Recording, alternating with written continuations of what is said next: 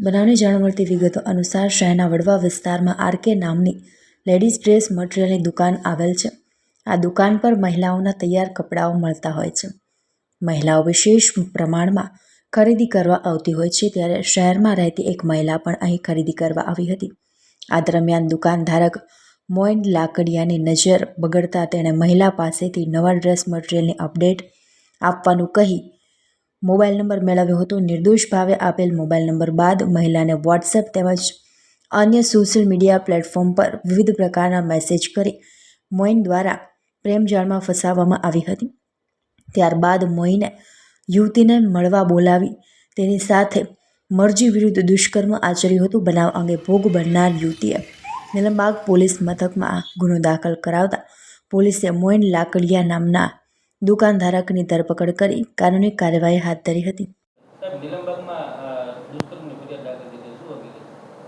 Nilambag police સ્ટેશનમાં એક દુષ્કર્મની ફરિયાદ દાખલ કરેલી છે, જેમાં વડવા વિસ્તારમાં આરકે નામની જે કપડાની જે છે દુકાન જે છે ત્યાં જે આ કામના ભોગ બનનાર અવારનવાર કપડાં લેવા જતા હતા, ત્યારે જે આરોપી દ્વારા આ જે ભોગ બનનારનો મોબાઈલ નંબર લઈ બાદ અવારનવાર તેની સાથે વાતચીત કરી, ચેટ કરી અને તેને વિશ્વાસમાં લઈ અને ત્યારબાદ તેની સાથે તેની મરજી વિરુદ્ધ દુષ્કર્મ કરવામાં આવેલા છે.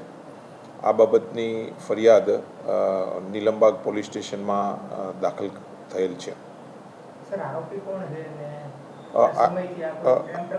હા, બિલકુલ. આરોપી જે છે મોઇન લાકડિયા નામનો આરોપી જે છે તે કપડાની જે છે દુકાન ચલાવે છે.